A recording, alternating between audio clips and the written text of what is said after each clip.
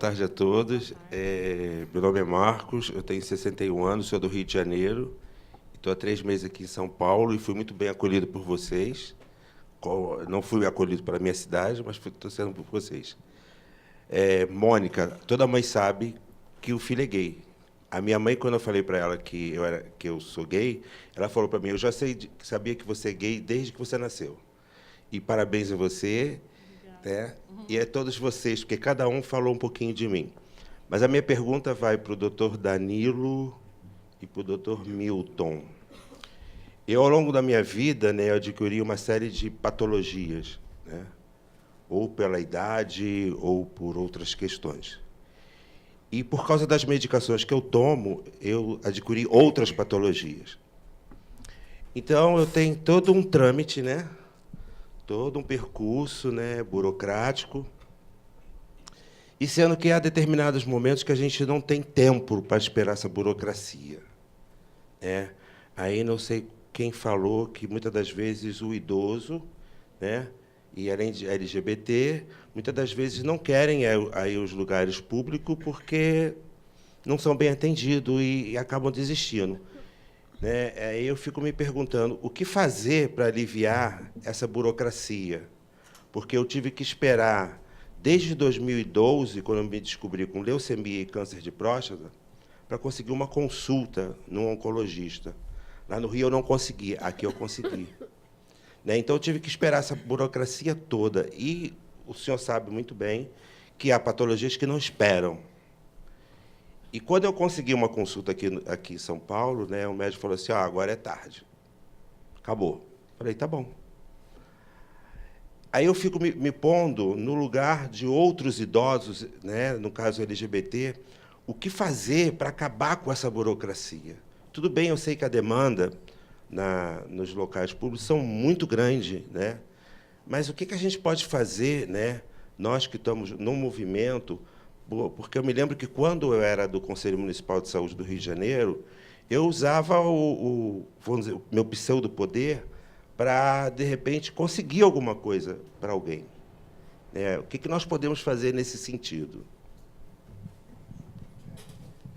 Bom, eu acho que dá para identificar 2 componentes aí da sua pergunta, né? Uma em relação ao sistema de saúde, ao SUS como um todo, né? E outra em relação ao acesso de uma minoria dentro de um sistema que é falho, né?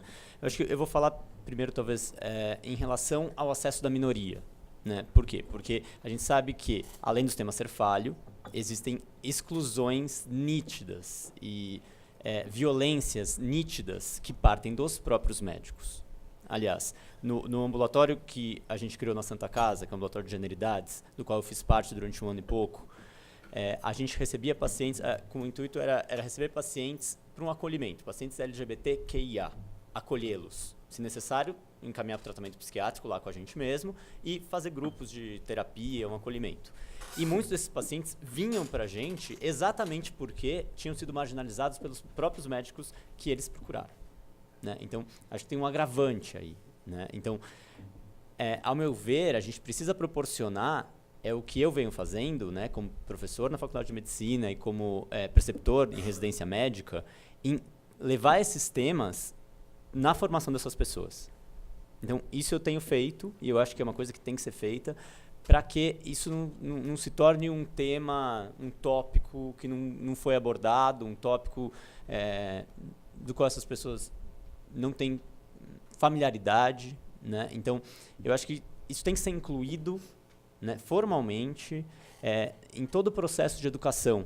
Né? E pensando na educação médica, na faculdade, que eu dou aulas, incluí aulas em relação a gênero e sexualidade para o 1º ano, que eu acho que tem que ser de cara, e para os residentes, e não só para os psiquiatras, mas para todas as especialidades médicas, para terem minimamente um tato, um cuidado, e não desrespeitar essas minorias sexuais.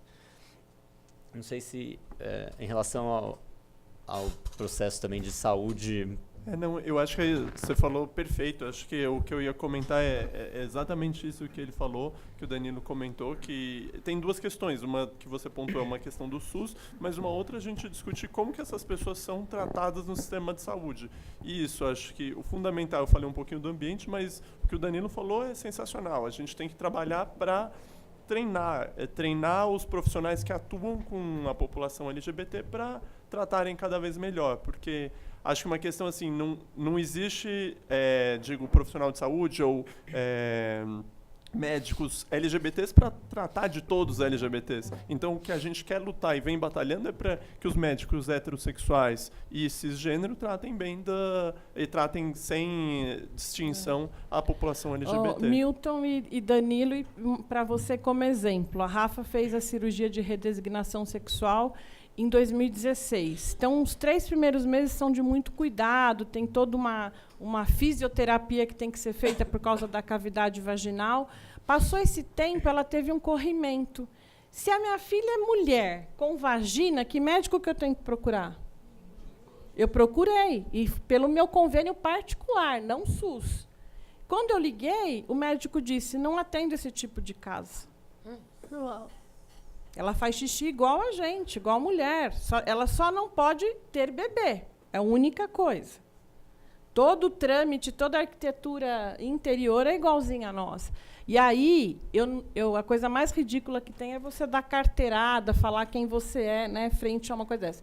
Aí eu falei com a secretária dele, eu disse, então tá bom, eu vou levar o conhecimento do secretário da Saúde de Guarulhos, porque eu sou subsecretária da Diversidade, e nós vamos, então, tentar resolver isso de uma outra forma, porque então eu não sei que médico que eu tenho que levar minha filha. Mas aí o vínculo fica onde, né? Entendeu? Porque né? precisou chegar nisso, aí então, tem nexo. vai ser recebido como? Né? Não, aí que aconteceu, só para concluir o fato, e é muito verdadeiro o que ele está colocando aqui, é muito difícil. Essa batalha aí do Danilo, do Milton, é muito verdadeira, é muito lícita, porque existe muito impacto, muita mesmo assim, rejeição de atender essas pessoas. A própria lésbica passa constrangimento com o ginecologista. Nós temos ginecologista mulher lá no nosso ambulatório. Foi escolhida a mão, que é uma pessoa super legal, para que ela acolha também as lésbicas ou as mulheres trans, né, que têm a sua cirurgia, que têm a sua questão de orientação sexual lésbica também. No final dessa minha história aí, pessoal, o médico ligou e falou, não, a gente vai atender agora. Mas é que o Danilo falou, eu tenho alguma confiança? E eu consegui uma médica, através da secretária da Saúde, que nos atendeu com cara de preconceito. Minha filha foi lá, fez o exame que tinha que ter sido feito, e ela não estava à vontade. Então, uma questão de se trabalhar, sim, uma capacitação de profissionais, mexer lá em cima. Nós podemos, aí, com a sociedade toda, a gente se empenha, como mãe, como militante, como isso, mas os profissionais, eles têm que estar preparados. E é o que o Milton falou, ele não precisa ser gay, ou ser uma médica lésbica para tratar bem. Né? Eu faço um juramento quando eu faço uma faculdade, né? Eu me comprometo em cuidar das pessoas no direito, na medicina, seja a faculdade que a gente for. Só que o que a gente vê por aí, né, Milton, não é isso. É um dado interessante nesse quesito. Acho que assim, trabalhar com educação e formação de profissionais. Um dado interessante numa coisa que eu estava pesquisando sobre cuidados paliativos, que é esse, cuidados de fim de vida, quando a pessoa tem alguma doença ameaçadora da vida. E fizeram um estudo de treinamento com oncologistas, com médicos que tratam de pacientes com câncer, dando noções básicas sobre questões LGBT para um treinamento para oncologistas.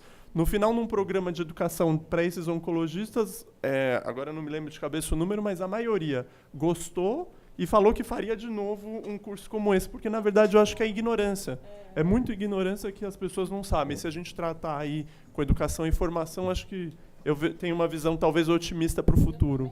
E só mais uma colocação, que eu acho que assim, existem esses ambulatórios específicos, né, que eu acho que são necessários hoje. Eles não deveriam existir. Porque é uma segregação. Eles não deveriam existir.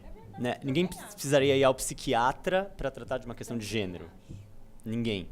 O que acontece é que assim, é necessário agora. É necessário. Né? Agora, não deveria ser. É um mal necessário, né? Só antes da pergunta, só para completar, que ele mencionou, como que ele chama mesmo? Como você chama? Sou Marcos. O senhor é Marcos? Então tá bom. Então melhor, né? Na verdade, toda mãe sabe que o seu filho realmente é gay e as outras né? letrinhas que sejam. Então, desde muito cedo a gente percebe, mesmo porque eu tive 3 filhos, né? O Iago, o Igor e o Ivan. O Iago veio, depois o Igor e o Ivan. E tinha uma diferença gritante de comportamento do Igor com o Iago e o Ivan. E era visível isso. Tanto é que na minha casa, meus irmãos, o tio falava, você tem que ensinar esse menino, porque se ele ficar chorando desse jeito, vai virar viado. Né? Então, assim, e eu, defensora da criança sempre, né? Eu dizia, deixa a criança ser criança. Né? Mas a gente tem que lutar por isso, porque criança LGBT existe e como são tratadas nesses espaços públicos também. E a gente tem que ter um olhar sobre isso, porque a gente sabe, sim, que o nosso filho é gay desde pequeno.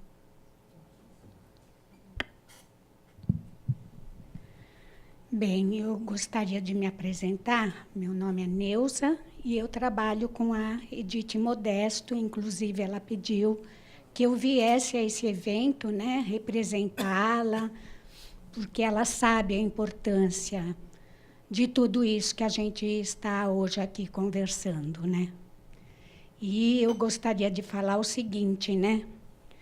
Que eu vou discordar um pouco da Mônica, né? Eu também sou mãe pela diversidade, além de pertencer ao GPH, mas as mães, pelo menos as da minha geração, talvez seja essa a diferença, eu não sabia. A Edith também não sabia que o filho era gay, né?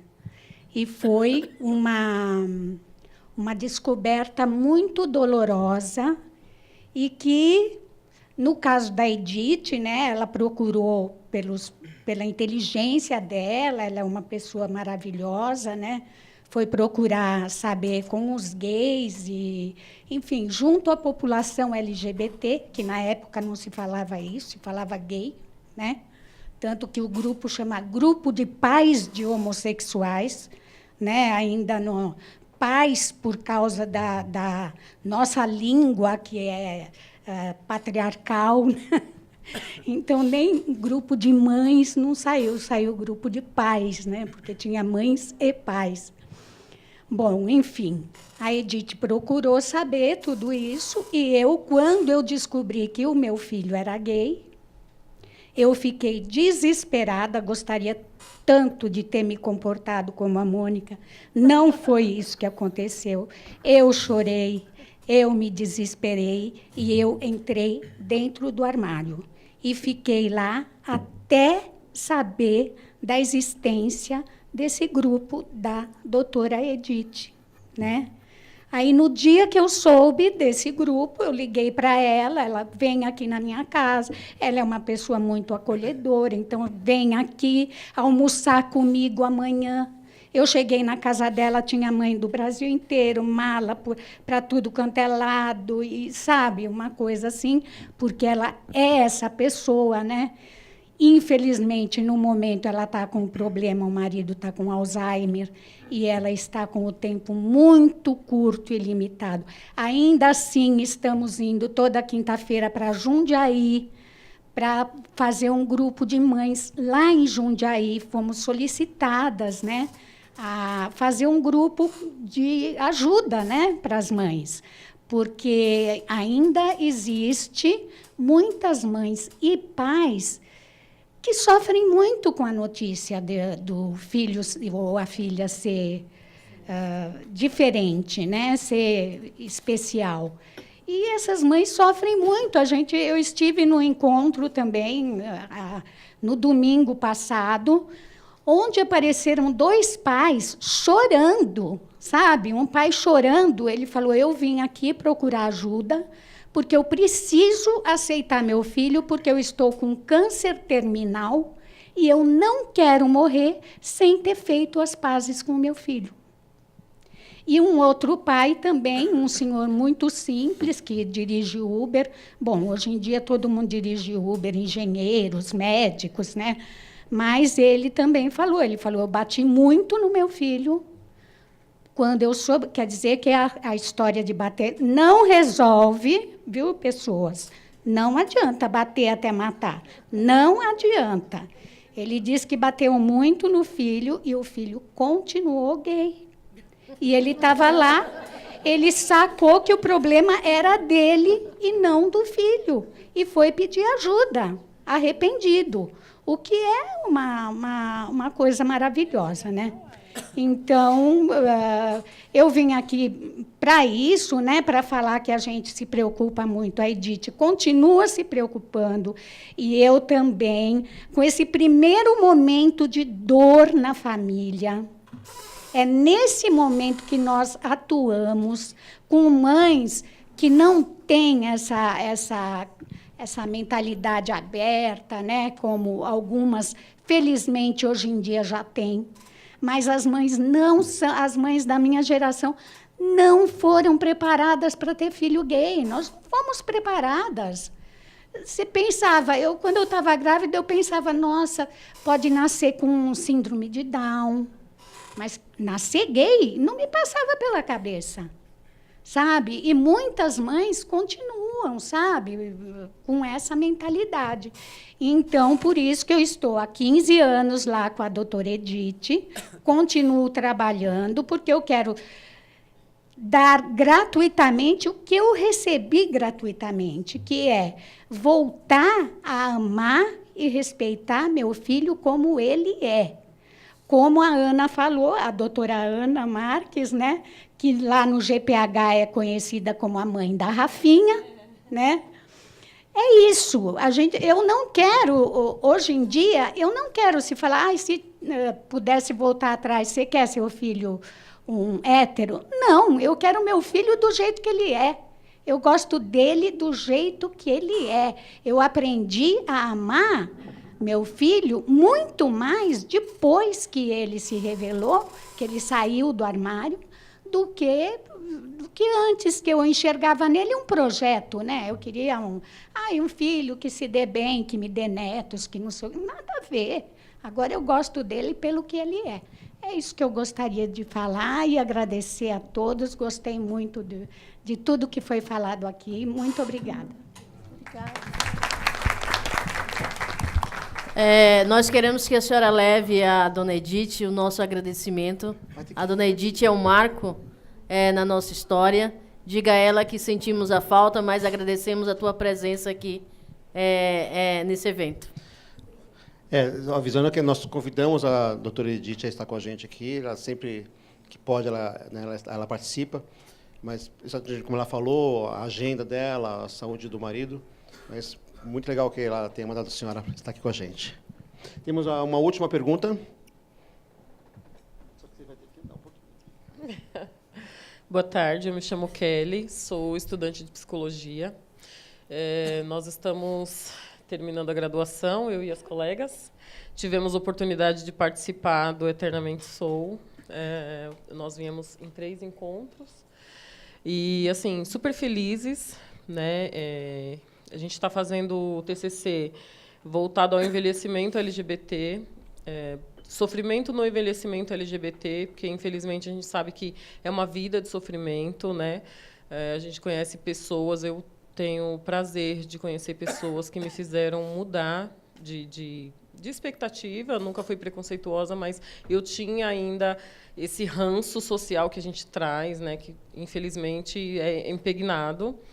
E nós sentimos falta no nosso trabalho das estatísticas de envelhecimento LGBT, né? A gente sabe que tem o estatística geral, mas a gente fala de saúde LGBT, a gente tem estatísticas de casamento, estatísticas de morte, né? E a gente ficou preocupado, levantamos uma crítica porque a quem interessa falar da morte LGBT e não falar do envelhecimento, né? E nós conhecemos o artigo, 2 artigos do Pedro Samarco, né, vocês devem conhecer, que fala travestis envelhece, né? Essas pessoas com gênero divergente, como a Lans coloca, elas envelhecem, elas estão na sociedade, né? Em que lugar que elas estão que não tem a estatística desse envelhecimento? Nós tivemos que colocar, por uma questão, né, burocrática, o envelhecimento do IBGE, que é um envelhecimento geral, e não encontramos, ficou essa lacuna, né, de que quantos existem. Nós entramos em algumas ONGs que levantam mais ou menos a expectativa, mas não é uma coisa que possa se dizer que é reconhecido, né? Não tem. Então, a gente queria entender de vocês. Achei interessante essa secretaria. Até falei para as meninas, acho que vou mudar para Guarulhos, né? Porque a gente sente a necessidade, e quando a gente sabe que existem as políticas, mas que é muito difícil o acesso chegar, né? De você chegar num médico e ser reconhecido. Como você se identifica? Né? Então, são coisas que permeiam, assim, parabenizar também pelo evento, né? Sempre que a gente tem oportunidade, eu acho fantástico desconstruir esses pensamentos, né, de gênero, independente, as pessoas carregam as suas contaminações sociais e esquecem das pessoas, né, dos indivíduos. Então, a gente queria saber de vocês. Não encontramos, mas se alguém tiver informação dessas estatísticas, por favor. Obrigada e parabéns mais uma vez.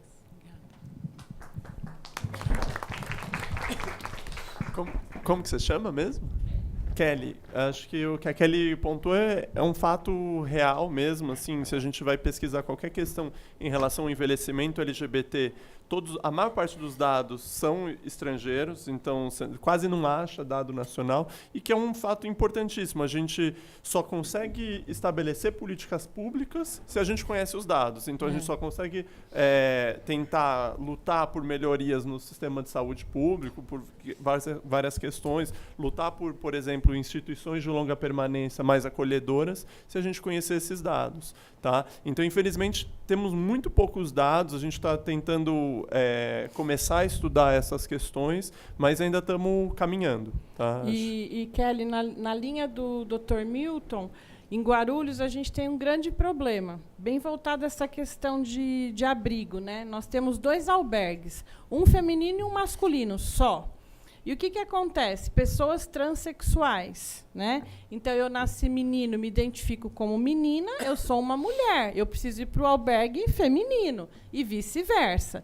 Lá em Guarulhos, não. Muito mais quando não se tem a documentação retificada. Então, se é apenas o nome social, eles incluem a mulher trans, que não está com o documento retificado, no albergue masculino. E o último caso que nós tivemos, essa pessoa teve uma questão de transfobia lá dentro, levou algumas facadas e está internada no final assim de vida. E aí, o que eu fiz como política pública? Fui pedir, né, que a gente pudesse, pelo menos, ter um tratamento, um acolhimento diferente, não segregado. Danilo falou uma coisa que é a minha veia. Eu acho que não tinha que ter nada especializado. Todos deveriam ser vistos como todos. Mas ainda nós estamos na iminência de que é necessário, para se fazer a política pública, se entregar à saúde, fazer as coisas, ainda tem que ter especializados os setores, para depois que o povo entender que todos somos iguais, fazemos xixi, cocô, todo mundo igual, aí vai ficar tudo normal. Mas a gente tem esse grande problema. O que a gente fez lá? O diretor dos 2 albergues, que está ligado à Secretaria de Assistência Social, criou 2 quartinhos, não são caprichados, não são nada, mas são 2 espaços. Então, por exemplo, quando não tem o documento retificado, ele tem que incluir dessa forma errada ainda, mas acolhe nesse outro lugar. Então, elas não têm que tomar banho junto, sabe? Porque tem que ficar aquela fila, todo mundo tomando banho junto, tal. E eu estou numa busca incansável de montar uma casa que vai se chamar Dandara dos Santos, se Deus quiser e me prover isso, que vai ser uma casa acolhedora para as pessoas LGBTI, mas não só para dormir e para depois eu jogar ela na rua. Eu quero fazer uma casa construtiva, onde ela consiga estar ali, imaginando como é bom ter uma cama gostosa, como é bom ter uma cozinha que tem uma comida boa, e eu vou buscar na minha vida essa possibilidade para eu ter o meu. Então, isso eu quero, se Deus quiser, entregar até 2020. Eu estou na iminência aí de um imóvel para conseguir. Mas isso é muito importante, Milton, porque tem muita gente que vai morar eternamente em albergue. Tem muita gente que envelhece, que acaba lá. E ele não tem qualidade. Que também o padrão dos nossos albergues brasileiros é só de pôr a pessoa para dormir, dar um prato de sopa e acabou. E é isso que a pessoa busca. Nós também temos que pensar nessa cultura que é feita nesses ambientes, né? Tá bom? Acho que... eu gostaria só de fazer um convite, posso? O convite. Dia 30 de setembro agora, encerrando o Setembro Amarelo, né, que é o mês de prevenção ao suicídio. É o CVV, mais a ABRATA, que é a Associação Brasileira de Transtornos Afetivos, a Universidade do Professor, a Uninove. Vamos estar fazendo uma caminhada pela valorização da vida, né? Dia 30 é um domingo, na Avenida Paulista, concentração às 9h30, Brigadeiro com a Paulista. Então, está todo mundo convidado para participar, para encerrar o Setembro Amarelo aí, falando de vida, não falando de morte, né? Tá bom? Isso aí, muito bom. Bom, vamos dar um encerramento, então. Queremos agradecer a todos pela presença, estar aqui ouvindo a mesa, que foi maravilhosa. Agradecer a cada um de vocês, o Danilo, a Ana, o Tino, a Cris, Mônica, Milton. Tá? Quero fazer um agradecimento especial, gostaria que ficasse em pé, Rogério, por favor. Ele foi um grande parceiro para que esse simpósio estivesse aqui funcionando. Ele é o presidente da Italiamente Sou, está aqui juntamente com o Saulo, que é o vice-presidente. Tá? E também agradecer a Mães pela Diversidade, né? Bom, e já agradecer a todos, né? E é isso.